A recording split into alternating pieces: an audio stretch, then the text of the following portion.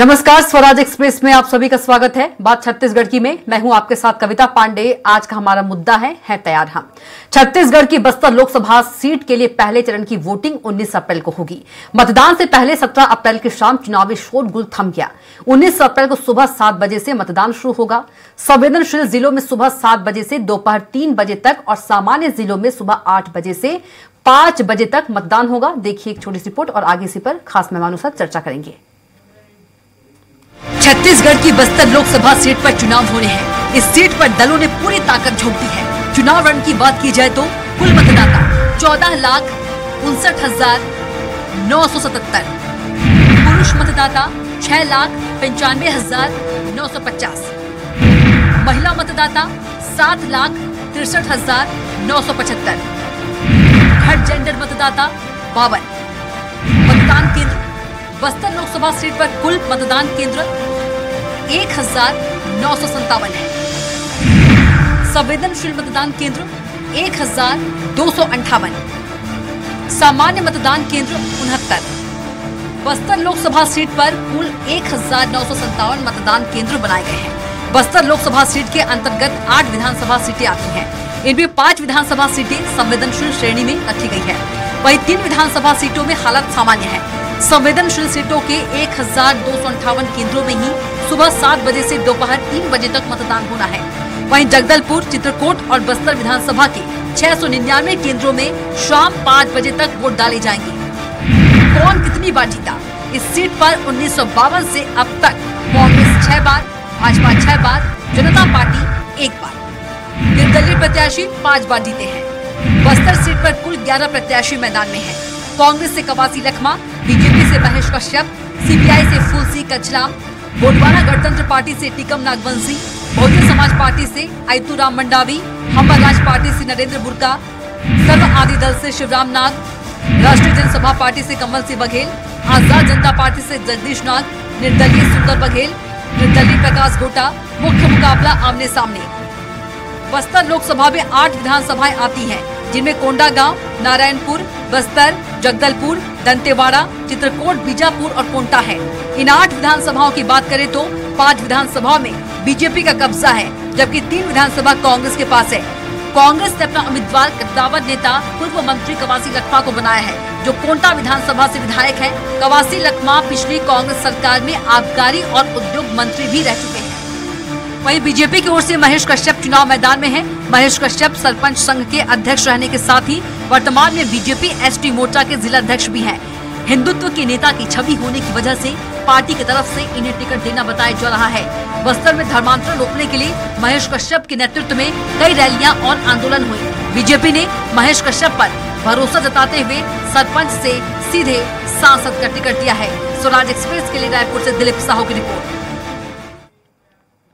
Report देखिए आपने। और हमारे खास मेहमानों के साथ चर्चा करेंगे। मुकेश शर्मा बीजेपी प्रवक्ता हमारे साथ मौजूद है, रुपेश दुबे जी कांग्रेस प्रवक्ता हमारे साथ मौजूद है।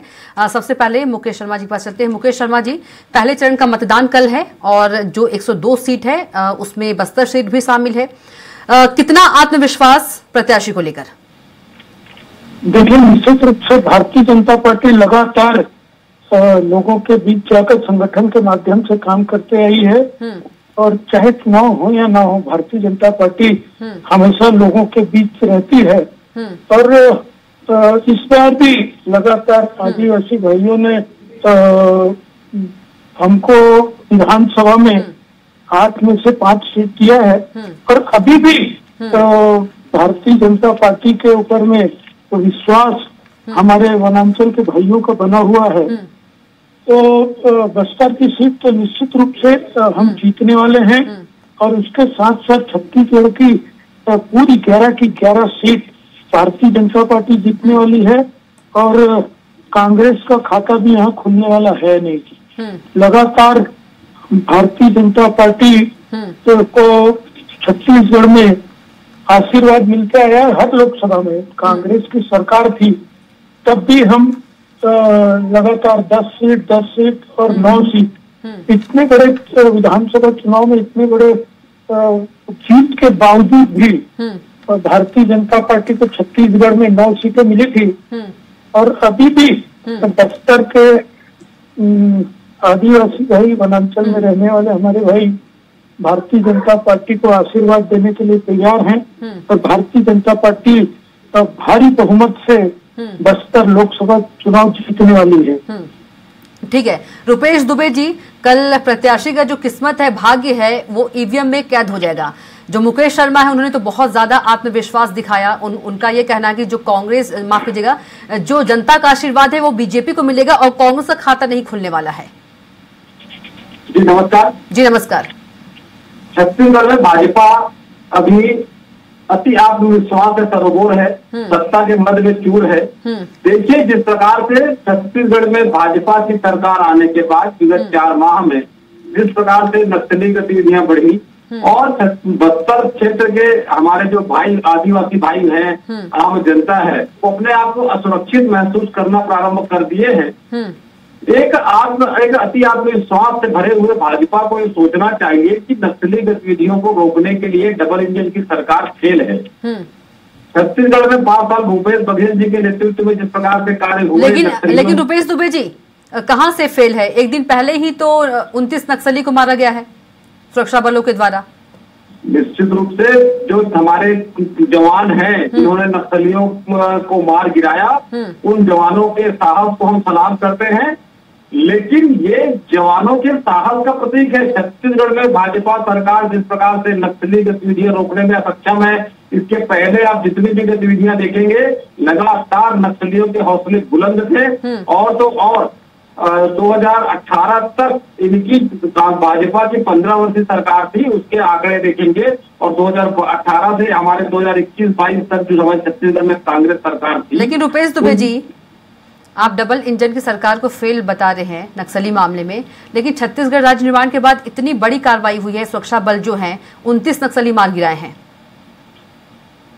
तो बीजेपी सरकार में हुआ ना, बीजेपी की सरकार है ना अभी तो छत्तीसगढ़ में। बीजेपी इनके डबल इंजन की सरकार है। इनके कार्यकाल में लगातार चाहे ताल मेटला की घटना हो जिसमें 76 जवान शहीद हुए थे, चीरम घाटी का हमला हुआ जिसका आज तक खुलासा नहीं हो पाया, और तो और जिस प्रकार से अभी 3 महीने के कार्यकाल में देखेंगे इनके भाजपा के नेताओं की भी नक्सलियों के द्वारा हत्या की गई। और जब कांग्रेस के कार्यकाल में होता था तो ये टारगेट किलिंग करके कांग्रेस पे आरोप लगाते थे। इस प्रकार से ये अपने नेताओं की मौत पर भी राजनीति करते थे। लेकिन छत्तीसगढ़ में बस्तर क्षेत्र की जनता इनके 3 महीने के कार्यकाल से परेशान हो गई है। इनके पास कोई कार्य योजना नहीं है, और तो और जो रोजगार के संसाधन थे, नगर नार स्टील प्लांट, उनको भी बेचने की साजिश भाजपा सरकार, केंद्र सरकार के खुलासे से हो गया था। ऐसी स्थिति में निश्चित रूप से भाजपा को उखाड़ फेंकने के लिए प्रथम चरण के चुनाव में बस्तर क्षेत्र की जनता कांग्रेस के पक्ष में मतदान करेंगे और भारी बहुमत से जो हमारे जनप्रिय नेता हैं कवासी लखमा जी, उनकी जीत सुनिश्चित है। ठीक है मुकेश शर्मा जी, रुपेश दुबे जी कह रहे हैं कि 3 महीने के जो कार्यकाल में जो जनता है वो परेशान हो गई है, अब बीजेपी को उखाड़ फेंकेगी।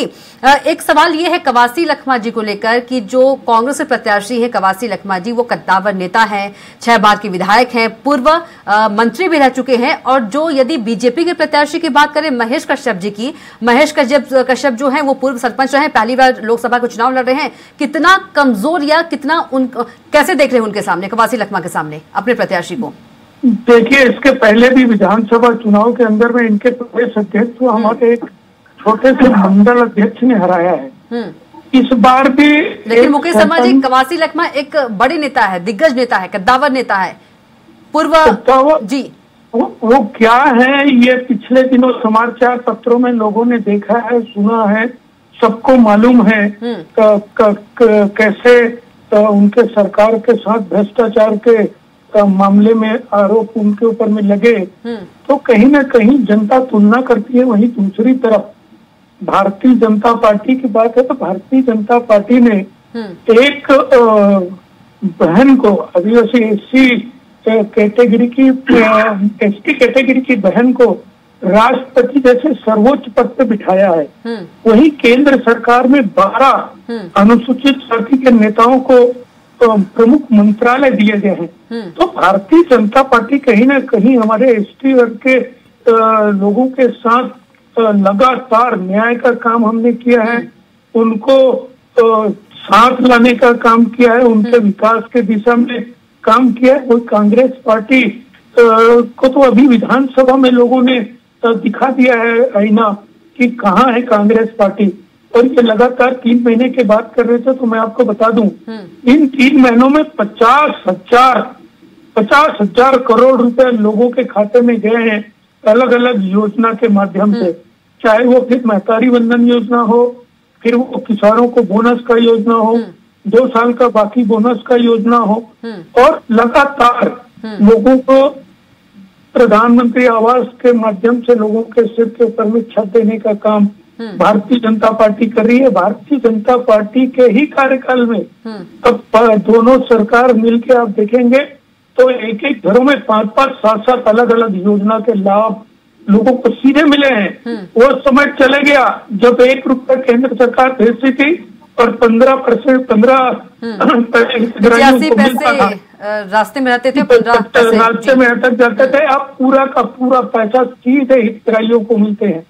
तो ये विश्वसनीयता है भारतीय जनता पार्टी की, भारतीय जनता पार्टी के सरकार की।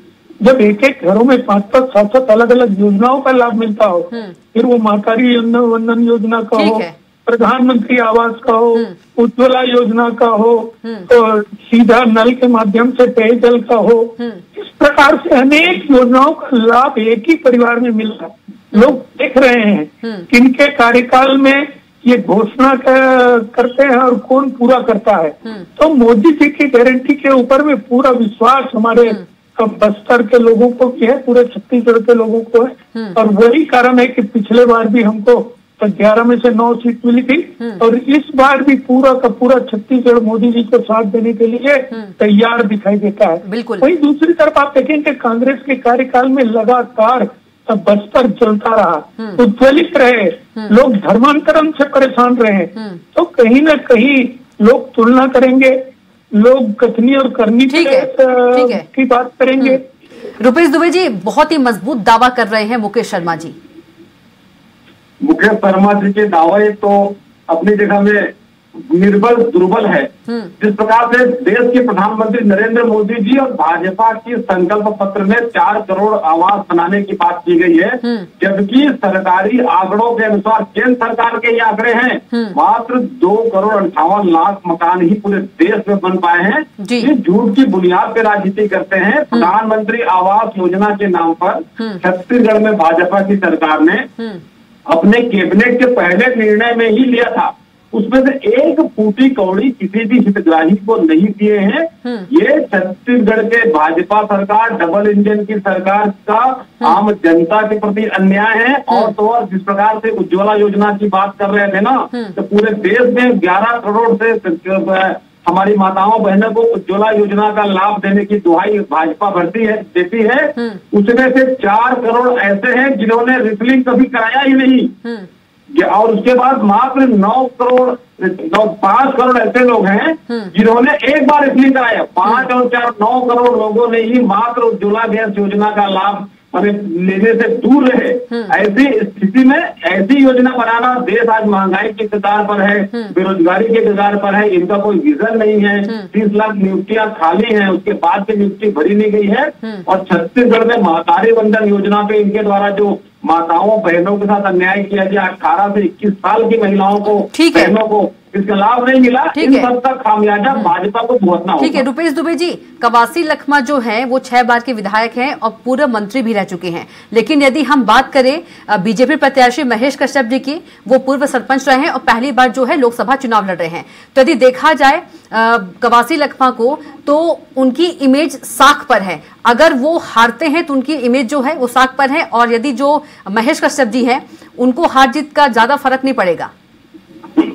देखिए, कवासी लखमा जी के सामने या बस्तर में भाजपा के पास कोई प्रत्याशी नहीं था, इसलिए महेश कश्यप जी को उन्होंने प्रत्याशी बनाकर उतारा है। कितना कमजोर मानते हैं अपने प्रत्याशी के सामने महेश कश्यप जी को?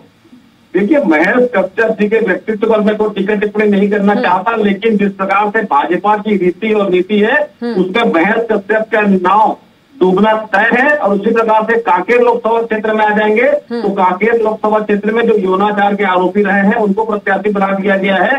ये सब भाजपा जो विजन लेस है, भाजपा के पास प्रत्याशियों को टोटा रहा है, इसलिए गाहे बगाहे इन्होंने चुनाव में उनको बलि का बकरा के रूप में उतारा है। निश्चित रूप से दोनों जगह में कांग्रेस प्रत्याशी बहुमत से जीत हासिल करेंगे और भाजपा को सबक सिखा देंगे कि आम जनता को झूठे वादों के साथ ज्यादा दिन की राजनीति नहीं चलती। इनके पास न तो कोई योजना है, केंद्र सरकार की ऐसी एक भी योजना नहीं है जो छत्तीसगढ़ में धरातल पर लागू हो और जिससे आम जनता लाभान्वित हो। सिर्फ छल करने का काम करते हैं। मैंने उज्ज्वला योजना के बारे में बताया, प्रधानमंत्री आवास दम तोड़ दिया है, और तो और जल जीवन मिशन के बारे में बोलते हैं। ये जल जीवन मिशन के माध्यम से आम जनता को जब जो बोरिंग से पानी पी रहे हैं, यहाँ से पानी पी रहे हैं, उससे भी वंचित करके व्यक्तियों के जेब में डाका डालने का भाजपा। ठीक है। मुकेश शर्मा जी, रुपेश दुबे जी कह रहे हैं कि आम जनता को ज्यादा दिनों तक झूठे वादों में नहीं फंसा सकते हैं। देखिए, वैसे तो पैरों के इनके नीचे जमीन ही कमाल है, फिर भी इनको यकीन नहीं, गजब की बात करते हैं। भारतीय जनता पार्टी नरेंद्र मोदी जी को गाली देने और भारतीय जनता पार्टी को कमियां गिनाने के अलावा इनके पास बताने के लिए कुछ नहीं है। न नेता है, न नेता है, न नीति है, न नियत है। न नेता है, न नीति है, न नियत है, न इनके पास में विजन है। ये भारतीय जनता पार्टी की कमजोरी बता के लोगों के पास में वोट देखिए, कहीं ना कहीं अब इनको सुनने की हिम्मत बची नहीं, क्योंकि इनको मालूम है ये तो बोल रहे हैं इसमें कोई दम है नहीं, इनके पास में कोई आंकड़े हैं नहीं। इतने लंबे समय तक सरकार में रहने के बाद आज कांग्रेस किस स्थिति में है पूरे देश में। 2014 में जब भारतीय जनता पार्टी माननीय नरेंद्र मोदी जी की सरकार बनी थी तो 14 से अधिक प्रदेशों में इनकी सरकार थी। आज उंगलियों में गिन सकते हैं। और जो अंतर्द्वंद, जो अविश्वास का वातावरण कांग्रेस के अंदर में, हताशा निराशा का वातावरण है, आपस में लड़ रहे हैं। लगातार इनके बड़े से छोटे नेता कार्यकर्ता कांग्रेस पार्टी से इनका विश्वास उठ चुका है। ये पार्टी छोड़ के जा रहे हैं, लगातार जा रहे हैं। पूरे देश के अंदर में ऐसा वातावरण है। तो कहीं ना कहीं कांग्रेस पार्टी अब डूबते हुए जहाज की तरह है। लोगों को समझ में आ रहा है, इनको भी समझ में आ रहा है, लेकिन ठीक है, इनको बोलना है, कुछ तो बोलना पड़ेगा। वास्तविकता ये है कि लोगों की आशा किरण भारतीय जनता पार्टी है, माननीय नरेंद्र मोदी से, क्योंकि उन्होंने डिलीवर किया है, उन्होंने दिया है, उन्होंने जो कहा है वो किया है। चाहे वो फिर छत्तीसगढ़ में हो, देश के अंदर में हो, देश को 5वीं बड़ी अर्थव्यवस्था पूरे दुनिया के अंदर में बनाने का काम यदि किसी ने किया है तो माननीय नरेंद्र मोदी जी ने किया है। पूरे विश्व के अंदर में भारत का इस प्रकार से देखने को मिलता है, तो माननीय नरेंद्र मोदी जी। ठीक है रुपेश दुबे जी, मुकेश शर्मा जी बोल रहे हैं न नेता है, न नियत है, न नीति है, न विजन है। भाजपा अपने उद्देश्यों से भटक गई है और व्यक्तिवादी पार्टी हो गई है।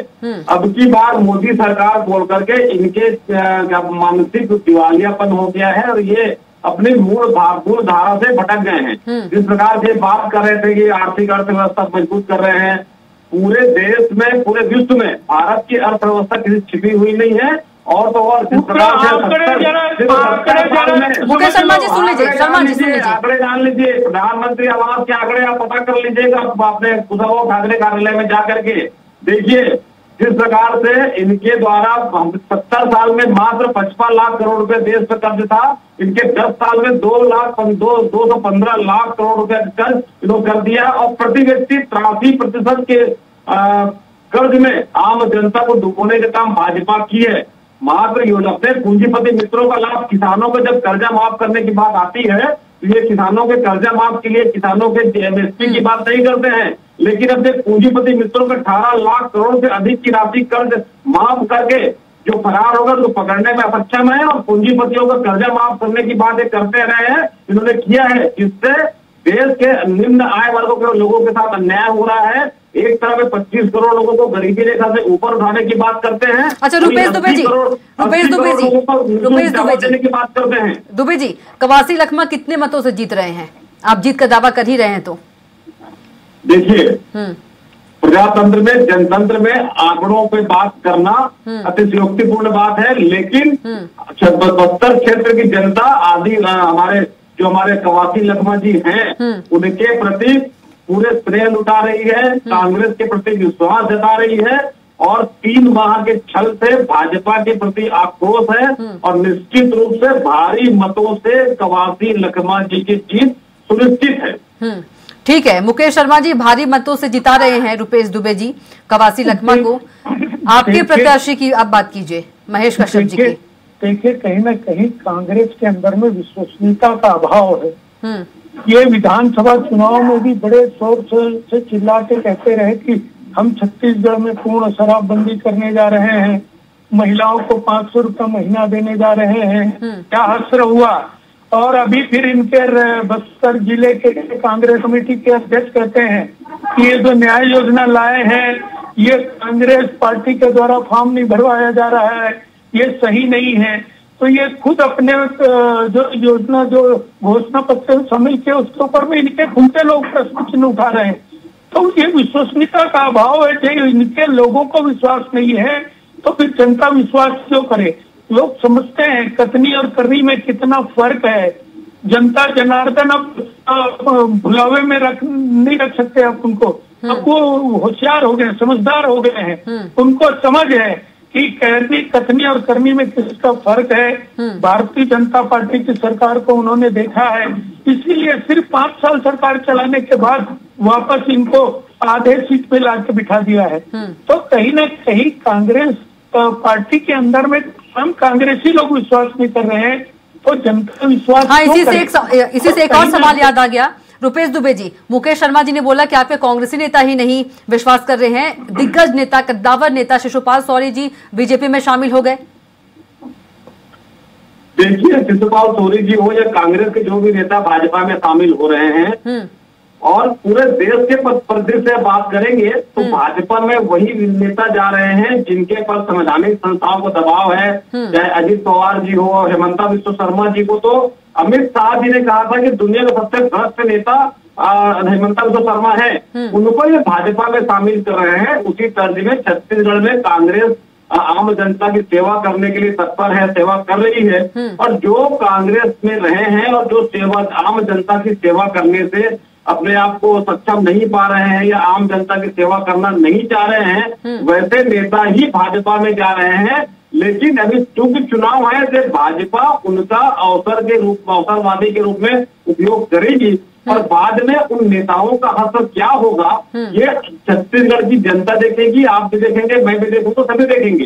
देखिए, राजनीति में पद प्रतिष्ठा हार जीत लगे रहती है। हार जाने से या जीत जाने से कोई आदमी बड़ा नहीं हो जाता, कोई आदमी छोटा नहीं हो जाता। लेकिन अपनी मातृ पार्टी है, अपनी जो माता के रूप में हम पार्टी को मानते हैं, उस पार्टी के साथ विश्वसनीयता बनाए रखते हुए संघर्ष के दिनों में उन नेताओं को साथ रहना चाहिए। लेकिन हो सकता है कि व्यक्तिगत स्वार्थ के चलते या अन्य कोई कारण होंगे जिसके कारण जा रहे हैं। अन्य कारण क्या होंगे रुपेश दुबे जी? अन्य कारण क्या होंगे? आप लोग ईडी आईटी की बात करते हैं, दबाव। निश्चित रूप से देश के परिप्रेक्ष्य में ईडी आईटी के बारे में पूरा देश जानता है कि किस प्रकार से नेताओं के यहाँ दबाव डाले गए, उनपे अपराध दर्ज कराए गए। जिस प्रकार से ईडी ने ईओडब्ल्यू में चिंतामणि महाराज जी का नाम शामिल किया और जब चिंतामणि महाराज जी भाजपा में शामिल हो गए तो उनके नाम को हटा करके अन्य लोगों के नाम में एफआईआर दर्ज कर दिया गया। इस प्रकार की खेल भाजपा दबाव की खेल खेलते रही है और जो प्रमाणित है। ऐसी स्थिति में हो सकता है कि आने वाले दुबे जी जो आप कह रहे हैं कि भाजपा में शामिल हो जाते हैं तो फिर वो जो सारे जो भी होते हैं आरोप लगते हैं वो खत्म कर दिए जाते हैं, तो आप मानते हैं कि मतलब जो आरोप रहते हैं जब कांग्रेस में रहते हैं नेता तो आरोप सही रहते हैं? आरोप सही गलत की बात नहीं है। अभी अजित पवार तो जब कुछ ऐसा किया है तभी तो डर के मारे शामिल हो जा रहे हैं ना। अजित पवार जी भाजपा के समर्थन में भाजपा में शामिल होने के बाद मामला न्यायालय में लंबित था। उन मामलों को भी न्यायालय से वापस लेने के लिए सीबीआई ने आवेदन लगाया। ये प्रत्यक्ष प्रमाण है कि लास्ट कमेंट एक मुकेश शर्मा जी का लेंगे, छोटा सा कमेंट। मुकेश शर्मा जी छोटा सा कमेंट क्लोज करना है। कहीं ना कहीं ये दुबे जी अपने कहना चाह रहे हैं कि जो स्वार्थी नेता हैं, तो क्या कांग्रेस पार्टी में इतनी बड़ी संख्या में नेता स्वार्थी थे? क्या कांग्रेस पार्टी पूरा स्वार्थी थी? क्या स्वार्थी नहीं बोला, व्यक्तिगत उसके लिए बोला, मैं किसी आरोपी थे? क्या कांग्रेस के सारे नेता आरोपी थे? ठीक है, समय का अभाव है, मुकेश शर्मा जी यहीं पर रोकना हो डिबेट को। ठीक है मुकेश शर्मा जी, डिबेट को रोकना होगा, समय का अभाव है। और रुपेश दुबे जी आपका भी बहुत धन्यवाद, और मुकेश शर्मा जी आपका भी बहुत धन्यवाद चर्चा में शामिल होने के लिए। तो बात छत्तीसगढ़ की में इतना ही। आप देखते रहिए स्वराज एक्सप्रेस। नमस्कार।